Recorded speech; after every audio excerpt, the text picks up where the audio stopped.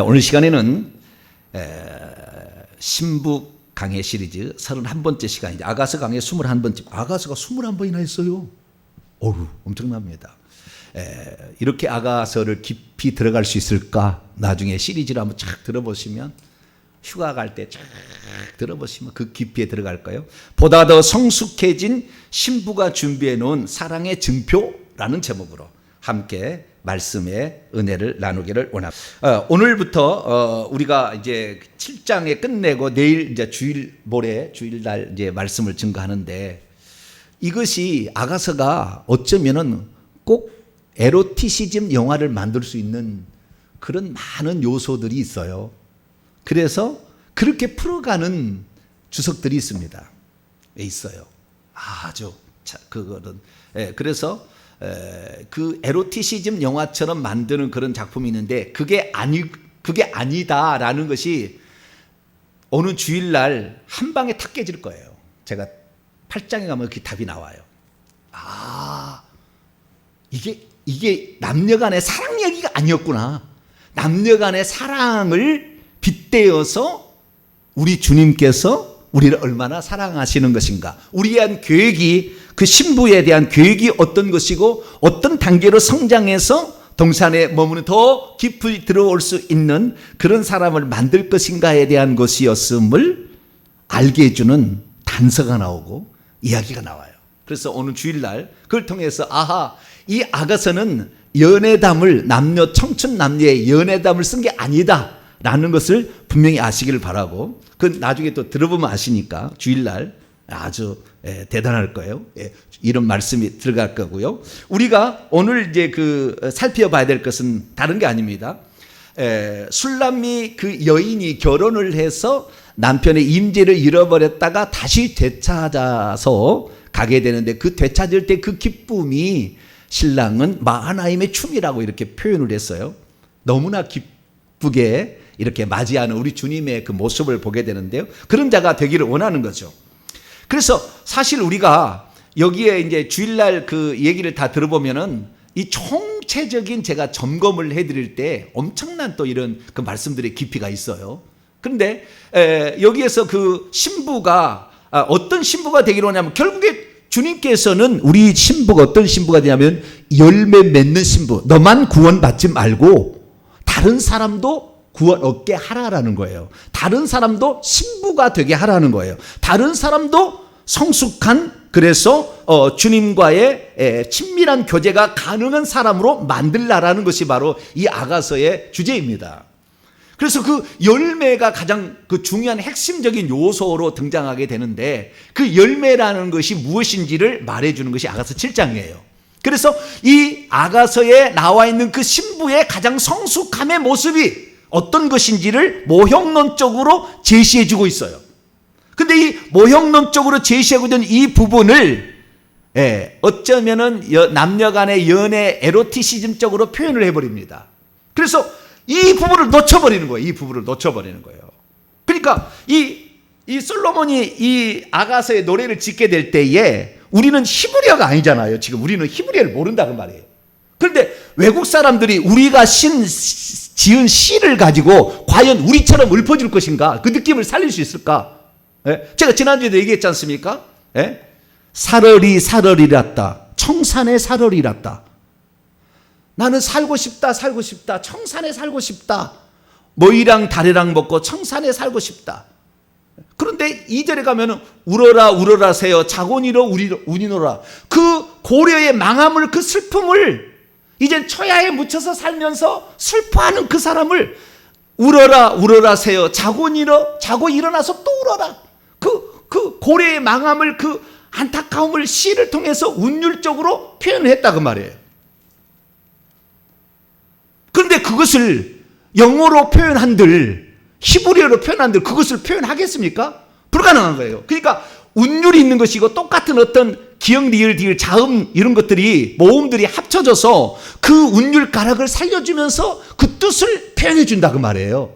그러니까 우리가 사실 이것을 알려면 히브리에 능통을 해야 되는 거예요, 사실. 그래야만이 이 속에 감춰져 있는 그 운율상에 어떤 비교 대상을 집어넣어가지고 다른 것을 표현하고 있는 것이 눈에 보일 텐데 한국말로 읽고 이것을 연회담처럼 번역을 해놨기 때문에 처음부터 솔로몬이 무슨 침상에 데려간다고 이렇게 번역을 해놔버렸기 때문에 엉뚱하게 결혼도 하는데 무슨 침상에 들어갑니까? 다음 주일에 들어보세요. 얼마나 순결해야 되는지.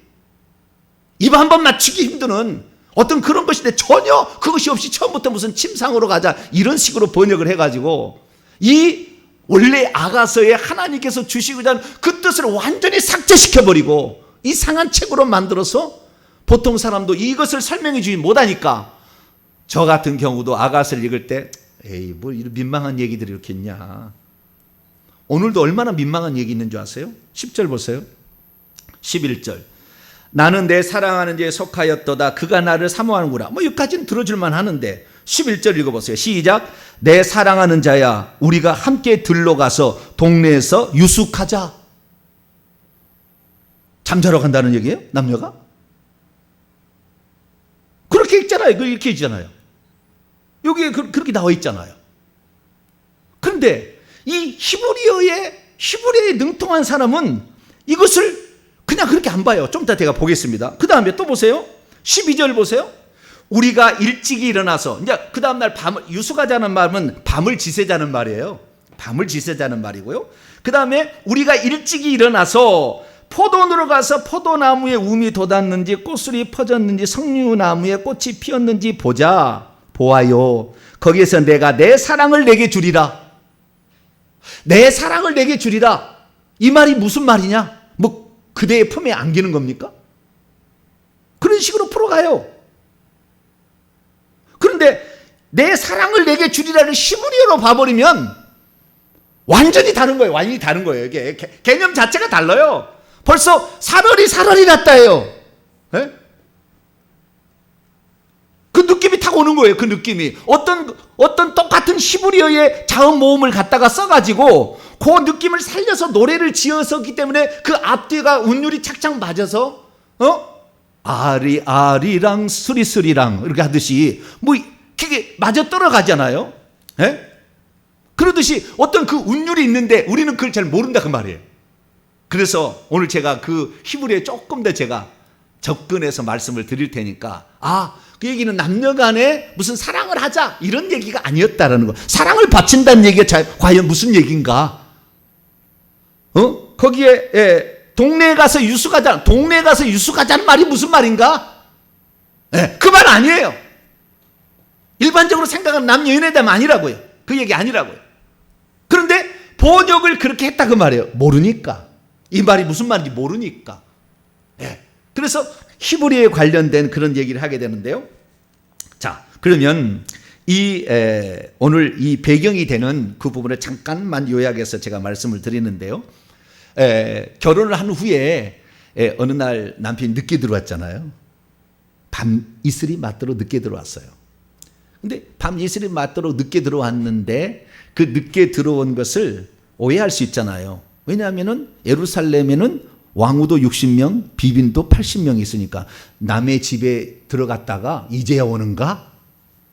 문전 박대할 수 있잖아요. 그렇지 않겠어요? 어쨌든 간에 싫어해서 신랑을 마중을 안 나가 문을 안 열어줘 버려요. 근데 신랑이 와서 기다리다가 결국에 그것은요 우리의 마음을 두드리시는 그 요한계시록 3장 20절이 거기서 나온 거예요. 우리의 마음을 두드리시는 주님의 음성. 근데 그분이 늦게 온 이유가 남의 집에 여자 집에 있다가 무슨 다른 왕후 집에 있다 온 게 아니고 양떼를 치다가 늦게 온 거예요.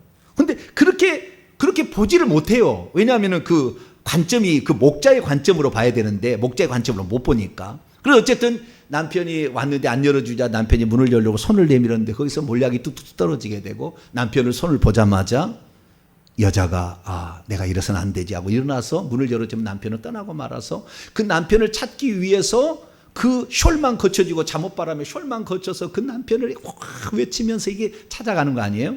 근데 그 안에는 성 안에 순찰하는 자들이 있어가지고 이 저녁에 2년 죄송합니다. 정신이 없이 지금 어디서 지금 이렇게 다니냐고 말이야.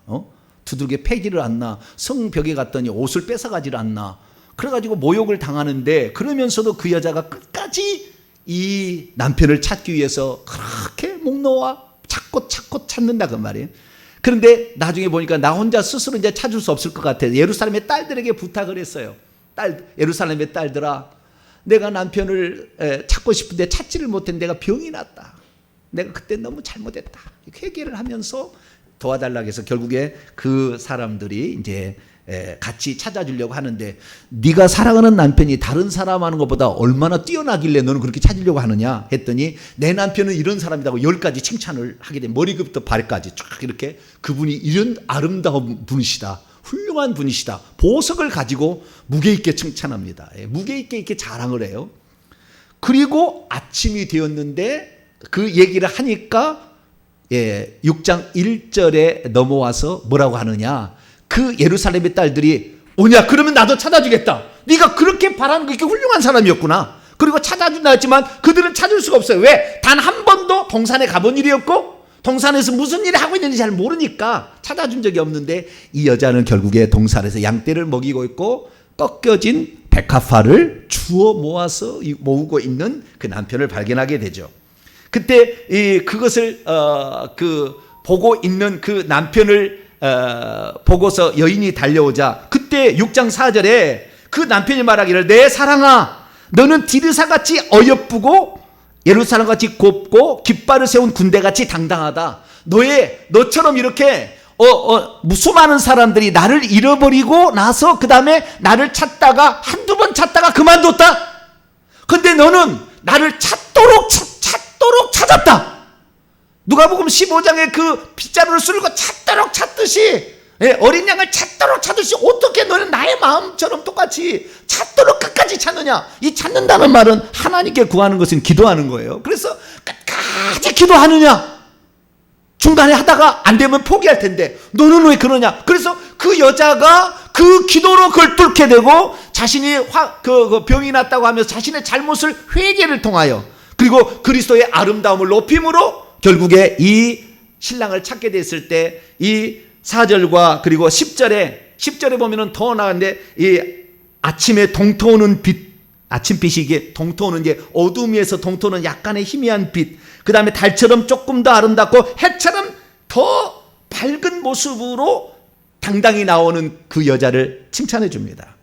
그래서 이 여자가 결국에 그 주님과의 다시 제의를 하게 되는데, 그 여자가 그렇게 오자 7장 1절부터 9절까지 말씀은, 그 여자를 7장 1절부터 5절까지 말씀은 예루살렘의 딸들이 그 여자의 아름다움을 10가지를 칭찬해 주는 것이고, 6절부터 9절까지는 그 남편 된 솔로몬이 그 여자의 성숙함을, 이제 많이 성숙해진 거예요. 그래서 성숙해져서 그 성숙한 여인의 모습을 칭찬해 준 것이라고 오늘 새벽에 얘기했어요. 오늘 새벽 말씀 보면 요 의미가 엄청나게 크니까 요것을 보시기를 바랍니다. 그리고 난 다음에 그러니까 6장부터 7장에 가서는 이 여자가 성숙되는 과정을 표현해 주고 있어요. 성숙되는 과정을 표현해 주고 있는데, 그 대표적인 사례가 유방이라는 단어예요.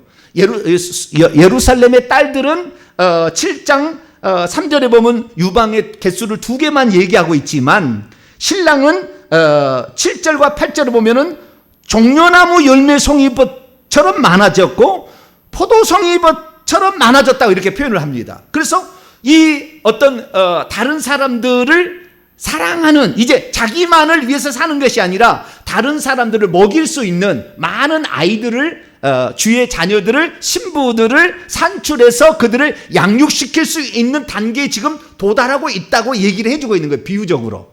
그렇게 유방은 무슨 이걸 얘기하는 게 아니고 비유적으로 이렇게 설명을 지금 해주는 거예요. 그래서 성장해 가는 것을 말해주고 있죠. 그래서 제가 오늘 아침에 종려나무가 얼마나 많은 종려나무의 그 종려나무 열매가 많은지 제가 말씀을 드렸고요. 그리고 그 다음에 엔게디 포도원을 제가 사진을 통하여서 이 포도나무의 열매가 또 얼마나 또 많이 열리는지에 대해서 말씀을 드렸습니다.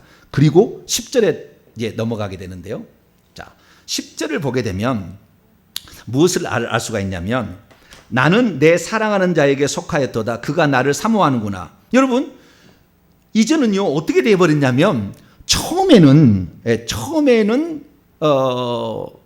먼저 하나님이 우리를 사랑하셔서 그 짝을 발견하지 못했다가 짝을 발견해서 온전히 그를 사랑하는 모습으로 자기가 어떻게 너를 사랑하는지를 포도주의 집으로 데려가서 알려주고 고베라 송이로 그 포도원에서 그 알려줬잖아요. 그러자 이 여자가 결국에 그 남자를 사랑하게 되고, 그래서 결국에 결혼하게 되어서 이제는 그 남자를 잊어버리지 않을까 꿈속에서 막 걱정하고 막 이러잖아요.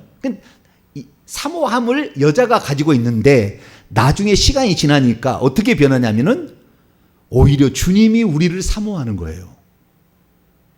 그게 바뀌는 거예요. 10절. 나는 내 사랑하는 자에 속하였고 그가 나를 여자가 하는 얘기예요. 여자가 나는 내 사랑하는 자의 것이고 그가 나를 갈망하고 열망하게 되었. 그 단계까지 가는 거예요. 그러니까 우리 주님께서는 우리 하찮은 미물에게 관심을 안 가질 텐데 이 여자가 오직 일념으로 그 남편을 반드시 찾아내겠다마는 이 남편을 찾아내고야 마겠다는 그 일념을 가지고 살았기 때문에 이 여자가 귀한 거예요. 귀한 거예요. 왜? 그런 여자가 많지 않거든요. 그래서 나에게는 수많은 왕비들이 비빈들이 있지만 나의 비둘기 나의 완전한 자는 너 하나뿐이다. 이렇게 얘기하는 것이 이렇게 가는 사람이 많잖아요. 그러니까 여러분들이 기왕이면은 우리가 처음에는 주님이 우리를 사랑해서 우리를 만나줬지만 그 사랑을 알아서 우리가 주님을 사랑한다 고백하잖아요. 근데 그 사랑의 완성은 뭐냐면 주님이 우리를 놓치지 않을 만큼 주님이 우리를 기대하고 사랑하는 단계로 받게 되는 거예요. 이것이 완성의 단계입니다. 여러분들은 주님이 볼 때 여러분들이 주님을 따르는 것을 너무나 기뻐하는 그러한 주님이 오히려 열망하는 갈망하는 사람이 될 수 있기를 축원합니다. 그 단계 가는 거예요. 그러면서 이 여자가 계속 말하는데 11절 보세요. 이제 그 히브리어를 통하여 11절, 12절, 13절까지 말을 보겠습니다. 내 사랑하는 자야, 우리와 함께 들로 나가서 동네에서 유숙하자.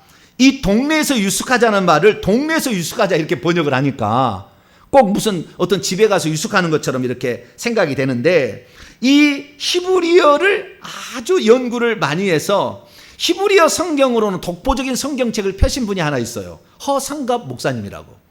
허성갑. 직역성경이라고 인터넷에 치면 나와요. 허성갑 역 직역성경. 이분은 히브리어 전공자예요. 저는 헬라어 쪽인데 헬라어로 보면 부족해요. 많이. 신약은 아닌데 구약은 제가 가장 아끼는 성경 중에 하나예요. 번역본을 볼 때. 허성갑역 직역성경이라고 하는데 이 허성갑역에서는 동네를 그렇게 어떻게 하냐면 직역을 해놨어요. 코페르나무 숲에서 밤을 지새자 이렇게 되어 있어요. 코페르나무 숲에서. 코페르나무 어디서 들어보지 않았습니까? 첫 번째 설교에 제가 이 아가서 강의 1편에 제가 했던 거예요. 코페르나무. 1장 넘어갑니다. 14절입니다. 내 사랑하는 자는 내게 엔게디 포도원, 아까 엔게디 포도원 그림 나갔었죠. 엔게디 포도원의 고베라 송이구나. 이 고베라는 말이 코페르라는 말입니다. 그러니까 이 코페르라는 것이 고베라인데 고베는 젓갈색의 고베랬죠. 안에는 흰색이고 바깥에는 빨간색. 그래서 그분이 죄도 없으신 분이 우리를 위해서 피 흘려 죽으실 것을 얘기하는 거예요. 그래서 이 여자가 말하는 것을 우리가 함께 들러 가자라는 것은요. 들은 야생을 가리키는 거잖아요. 이미 간척되어 있는 것이 아닌 간척되지 않는 곳으로 가는 거예요. 그러니까 간척되지 않는 곳으로 가는데 거기에 이 코페르란 말이 속죄하다, 속전이다, 덥다라는 뜻이었잖아요. 그래서 코페르나무로 방주를 지어라. 개역성경으로 바뀌었어요. 옛날에는 잣나무로 지으라고 그랬는데 원문은 코페르라고 되어 있습니다. 그러니까 그 방주를 지었던 그 창세기 6장 9장에 나오는 그 방주는 잣나무가 아니고 코페르나무예요. 코페르나무. 흠 없으시지만 우리를 위해서 피 흘려 죽으신 그분의 방주 안에 우리가 들어간다고요. 구원의 방주에. 그런 영적인 뜻이 다 있기 때문에 이 개역성경 하면서는 잣나무로 코페르나무로 바꿨습니다. 근데 그 코페르나무가 고베라라는 거예요. 고베라. 그래서 여기에 보니까 이 우리와 함께 들러 간다는 것은 아직 개척되지 않는 곳에 나는 당신을 데려가겠다는 것이고, 뿐만 아니라 거기에서 코페르나무 숲 아래서 우리가 밤을 새우자는 거예요. 저 아직 개척되지 않는, 아직 복음을 복음을 듣지 못하는 사람들을 어떻게 우리가 구원할 것인가? 당신과 내가 밤을 새워서 얘기를 해보자, 그 말이지. 운막에 가서 둘이 무슨 부둥켜 안으려고 그런 게 아니라 그 말이에요. 히브리어는 그렇다면 히브리어에서는 그렇게 돼 있다 그 말이에요. 그게 영적인 서신이라고, 이게 영적인 서신. 뿐만 아니라 또 보세요. 12절에 보면 우리가 이 둘이 하나가 됐잖아요. 잃어버렸다가 다시 찾아서 완전히 하나가 됐다고요. 똑같이 이제 너의 마음이 나의 마음이, 나의 마음이 너의 마음이요. 그래서 나는 그의 것, 그는 나의 것, 이렇게 됐다고. 이제는 그런 상태이기 때문에 우리가 아침에 일찍 일어나 포도원으로 가서 이미 이 여자가 어떤 데는 개척을 해서 포도를 심어놓은 거예요. 그래서 포도원으로 가서 포도나무에 움이 트고 있는지, 꽃술이 피어 있는지, 석류꽃 나무에 꽃이 피었는지를 우리가 보자. 이것은 뭐예요? 신랑이 자랑하고 싶은 거예요. 신랑이 원래 그랬잖아요. 예, 신랑이 그 주의 동산에 있으면서 이 나무 주의 동산은 세 가지가 있잖아요. 열매 맺는 과목이 있고, 아름다운 꽃이 있고, 향내 나는 향품이 있는 거잖아요. 세 가지가. 그 천국은 이런 곳이에요. 이게 천국은 열매 맺는 사람이 들어가는 것이고, 그의 신앙이 아름다운 사람이 들어가는 것이고, 그 다음에 그에게 향기가 나는 사람이 들어가는 거예요. 시궁창 냄새 나고 더러운 냄새 나면 못 들어가는 거예요. 신부 안 되는 거예요. 그 천국인데 그런 그 당신께서 만드는 그 동산의 것으로 나도 다시 다른 동산을 이렇게 현재 진행형 만들고 있다는 거예요. 그러니까 꼭 예수님하고 똑같은 거예요. 나는 이대도 있고 전에도 있고 장차 올 자다라는 말을 표현한 거예요. 그것은 12절에 내가 지금 이렇게 하고 있는 모습을 보아요 라고 얘기를 한 것이고, 13절에 합판체가 향기를 뿜어내고 향기가 있는 거죠. 그 다음에 포도 석류는 다 뭐예요? 이게 다 열매를 나타내는 거잖아요. 합판체가 향기를 뿜어내고, 우리의 문 앞에는 여러 가지 귀한 열매가 새것 묵은 것으로 마련되어 있어요. 새로운 신선한 것과 이미 있는 것도 있어요. 과거도 있었고, 그 다음에 앞으로도 이제 신선한 것이 있고, 그 다음에 지금도 이렇게 자라고 있는 게 있는 게, 그래서 이전에도 있고 전에도 있고 장차 올 자인 것처럼 계속해서 우리 신부가 신랑이 원하는 새로운 생명의 복음을 전해서 그들을 양육시키고 있었던 결과들, 이미 결과들도 보여주고 지금도 자라고 있는 것을 보여주고, 아직 개척되지 않는 그 야생 같은 곳에 당신과 내가, 고베라 성이 같은 당신과 내가 함께 저 땅을 개척해서 또 다른 사람들을 구원받도록 하는데 우리가 힘써 봅시다 라는 얘기예요. 그런데 이 합판체라는 말을 어떻게 풀이하느냐라는 거예요. 자, 다시 한번 제가 그림을 보여드릴게요. 자, 우리가 여기 엔게디의 포도원의 고베라송이라고 하는데, 엔게디의 포도원이에요. 여기가 엔게디의 포도원, 엔게디의 그 계곡의 골짜기에서 물이 이렇게 흘러내려와 가지고 그 물을 가지고 재배하는 건데요. 이 포도성인데요. 그 다음에 그 여자의, 죄송합니다, 늘 유방일 얘기를 해서 이거 안 해야 되는데 어쨌든 뭐 좀 부끄럽습니다만 자우지간 하십시다. 모르차고 해야 돼요. 이 여자가 이렇게 석류나무 유방을 가졌다 이렇게 하는데, 저게 저렇게 많은 거예요. 저 안에 많은 영적인 자녀를 잉태하고 있는 거예요.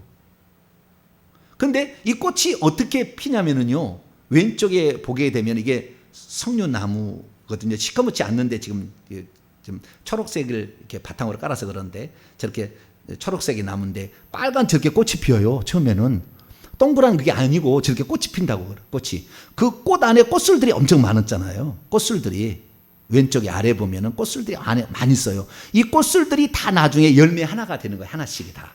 그래서 우측에 가서 이렇게 꽃망울이 있다가 꽃을 터뜨리는 겁니다.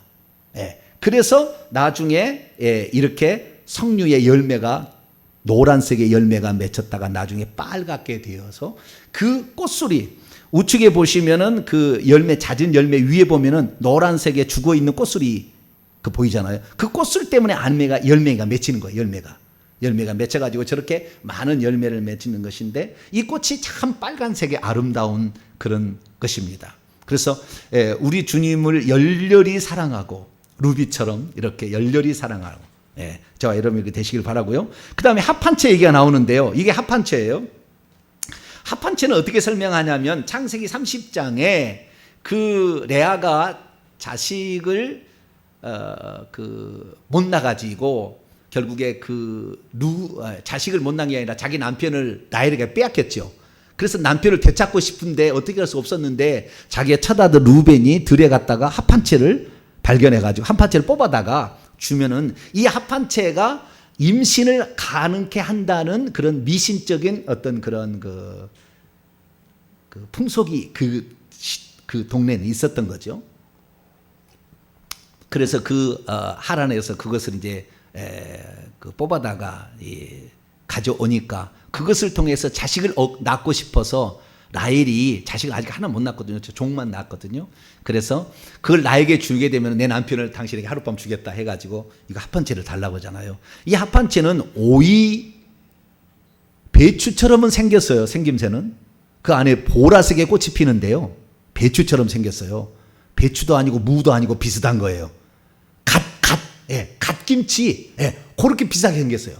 그런데 그것이 나중에 시간이 되면은 저 보라색 꽃이 지고 노란색에, 원래는 노란색이 아니라 중간에 내가 하나 있는데 내 사진을 빼보세요. 우측에 아래 보면은 노란색이 아니고 이런 노란색, 초록색 비슷한 게 이렇게 생겼다가 점점 익으면 저렇게 노랗게 되는 거예요. 꼭 달걀처럼 변해요. 이게 달걀. 달걀처럼 변해가지고 이것은 오이과의 일종입니다. 달걀 오이라고 생각하시면 돼요. 달걀 오이. 그런데 이것이 그 임신에 좋은 특효약이라고 마술적인 어떤 얘기가 나오냐면은 저걸 캐보면은 우측처럼 인삼처럼 생겼어요. 둘이가 딱 이렇게 남녀가 안고 있는 모습처럼 생겼어요. 다 뿌리가 저렇게 생겼어요. 희한해요. 그렇기 때문에 이것이 결국에 둘을 한 마음 되게 해서 자식을 낳게 한다. 이런 식으로 표현해가지고 그 합한채가 최음제다. 이런 식으로 표현을 다 세석을 그렇게 해놨어요. 근데 여러분 히브리어를 봐야 된다고 말이에요. 히브리어를. 자, 다시 볼게요. 히브리어를 보게 되면 그 뜻이 아니라는 게 나와요. 뭐가 나오냐면은 12절에 보니까 우리가 일찍 일어나서 포도원으로 가서 포도우에 돔이 들어왔는지 석류꽃이 피었는지를 보자. 거기서 내가 내 사랑을 내게 주리라 그러죠. 그죠? 내 사랑을, 뭐 품에 안기겠다는 겁니까? 내 사랑을 주리라는 말이 무슨 말인가? 내 사랑을 주리라는, 내 사랑이란 말이 히브리어에 보면은 도드입니다. 도드. 뭐라고요? 도드. 내 사랑하는 자, 도드라는 말이에요. 달링이라는 뜻이죠. 도드라는 말이에요. 그런데 합한채는, 내 사랑하고 합한채는 한글로 아무런 관련이 없는 것처럼 보이잖아요. 그죠? 근데 히브리어 보면은 어근이 똑같아요. 도드하고에서 나오는 두다임입니다. 두다이. 똑같은 헬라어는 대문자는 똑같아요. 발음이 들려진 거예요. 복수니까 두다임이 된 건데 두다이예요. 내 사랑을 준다. 도드를 주는데 도두가 향기를 뿜어냈다 이게요. 그러니까 이 히브리어를 읽어보게 되면 이것은 그 신부에게서 나오는 향취가, 그 향취는 다 어디 거요? 천국에 주의 동산에 있는 것의 향취로 묻어난 거예요. 세상에 더러운 냄새가 나는 것이 아니라 천국의 그리스도를 많이 먹다 보니까 사과의 콧김이 나오듯이, 사과나무를 먹어서 사과의 콧김이 나오듯이 이 여인에게서 그 천국의 동산에 있는 것을 많이 이렇게 섭취를 하고 이게 교제를 했기 때문에 거기서부터 나오는 향기가 이 두다임 도두예요. 사랑의 향기를 가리키는 거예요. 그러니까 주님을 진정 사랑한다는 그런 표시로서 합한채라는 것이 둘이 하나가 됐다는 친밀감을 얘기하는 것이지 부부관계에 무슨 얘기하려고 하는 게 아니라 그 말이에요. 그래서 사랑을 내게 주리라 하고 와서 봤는데 그 여인에게서 향기가 나는데 합한채 향기가 날 뿐만 아니라 우리의 문 앞에는, 우리의 집의 문이겠죠. 우리의 집 문 앞에는 여러 귀한 열매들이 새것 묵은 것으로 마련되어 있다. 내가 내 사랑하는 자 당신을 위하여 쌓아둔 것이다. 이렇게 얘기하므로 사랑은 다른 게 아닙니다. 우리가 주님을 사랑한다는 그 사랑을 준다는 말은 품에 안긴다는 얘기가 아니라 주님이 바라시는, 가서 모든 민족으로 제자를 삼으라라는 그 말씀처럼 많은 열매들, 묵은 것, 새 것으로 지금 자라고 있는 것으로 내가 당신에게 주겠다는 말이에요. 이것이 당신을 내가 사랑하는 표시입니다. 이런 뜻이라고. 그러니까 우리가 백날 주님 사랑합니다 눈물 펑펑 흘려서 이렇게 아니라, 너 그러면 뭔 열매가 있느냐? 아무것도 없어. 찬양할 때는 막 눈물이 펑펑 흘려. 아무것도 없어. 세상에 더러운 냄새만 확 나. 찬양 안 시켰으면 좋겠어. 그 사람에게는 너무 더러운 냄새가 나서. 그런데 자기는 찬양할 때 주님 사랑한다고 눈물 펑펑 흘리지만 열매 있느냐 물어보면 성품도 안 박혔어. 열매 아무것도 없어. 그가 주님을 위해서, 다른 형제를 위해서 눈물 흘린 적도 없어.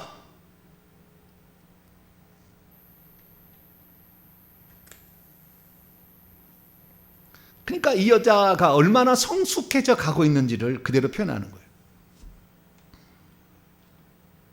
유방 2개짜리에서 엄청난 이 석류나무의 열매와 포도송이의 열매로, 종려나무의 열매로 표현을 하잖아요.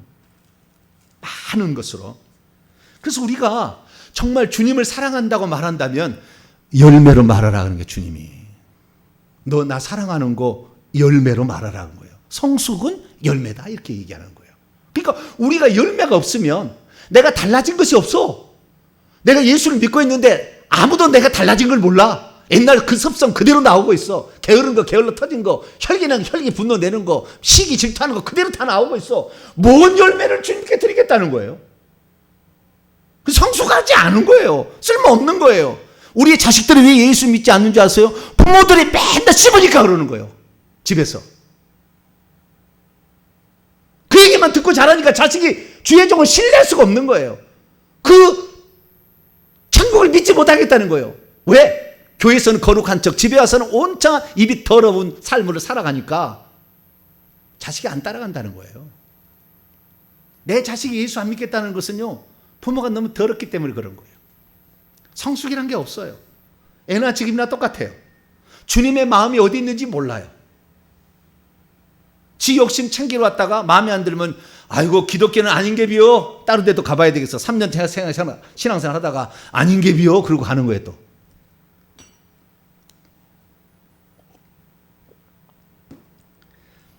예수의 말씀을 봅니다. 마태복음 7장.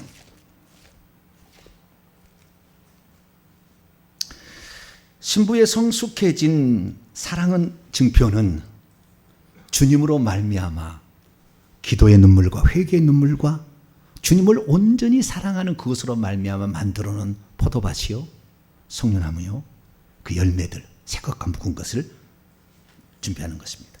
그래서 예수님이 7장 이렇게 얘기하죠. 16절부터 20절까지, 7장 16절에서 20절 읽습니다. 시작.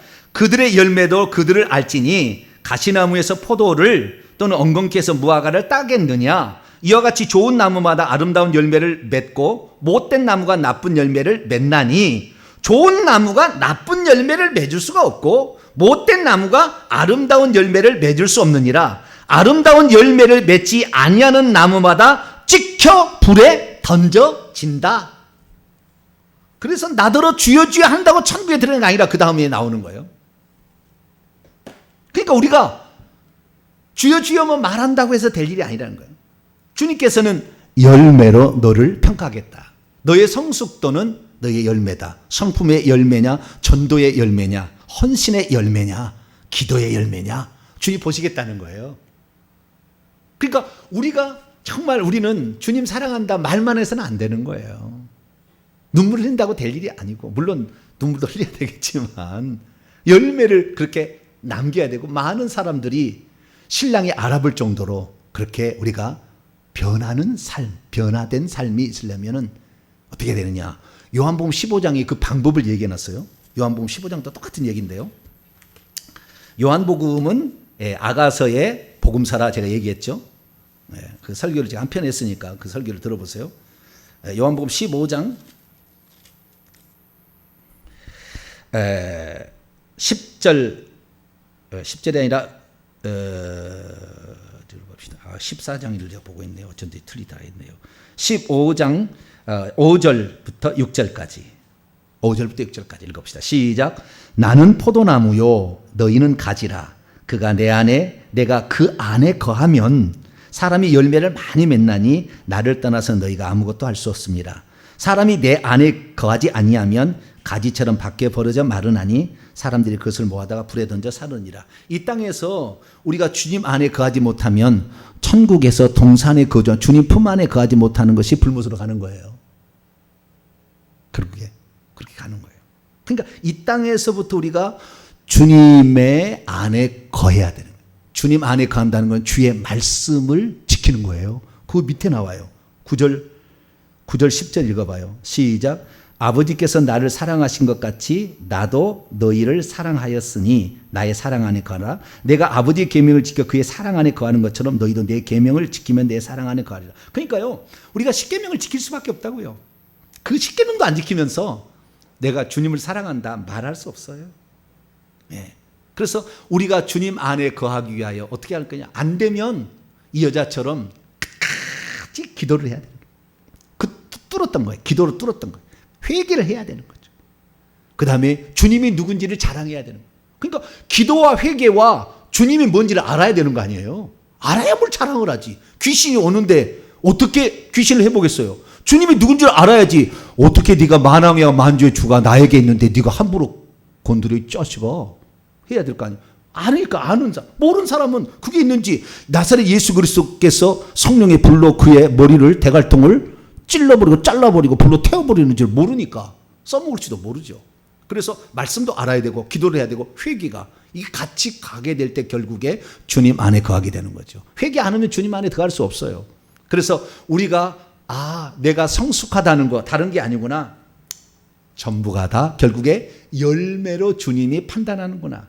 그래서 나의 열매가 없다면 금식이라도 하셔서 철야 기도라도 하셔서 작정 기도라도 하셔서 회개 기도문을 1000번이라도 읽어서 주님이 누군지를 더 많이 공부해서 명령과 선포를 함으로 그것을 주님 안에 거함으로 말미암아 거기에 합당한 열매들을 내놓게 될 때 주님께서는 너는 내 사랑하는 신부다 이렇게 말하니까 저와 여러분은 꼭 그런 자가 될 수 있게 되기를 간절히 바랍니다. 거룩하신 하나님 감사합니다. 얼마나 많은 사람들이 주님을 사랑한다 말은 하지만 그 사랑의 증표가 뭐냐 물어봤을 때 열매란 걸 잘 모릅니다. 열매 없는 것은 밖에 버려져 불에 사른다고 했사오니 주님 우리의 삶을 돌아보아 열매가 없으면 차야 기도라도 해서 야복강에서 야곱이 차야 기도를 해서 많은 열매들을 살려냈습니다. 4명의 아내 12명의 자식들 그 성류나무 알맹이듯이 이렇게 기철화 기도를 통해서 살려냈습니다. 주여 저희들도 기도를 통하여 회개를 통하여 주님을 알므로 우리도 주님 안에 거함으로 주님이 우리 안에 역사하는 열매들을 주 앞에 드릴 수 있는 성숙한 자가 되게 도와주옵소서. 우리 주 예수 그리스도의 이름으로 기도하옵나이다. 아멘.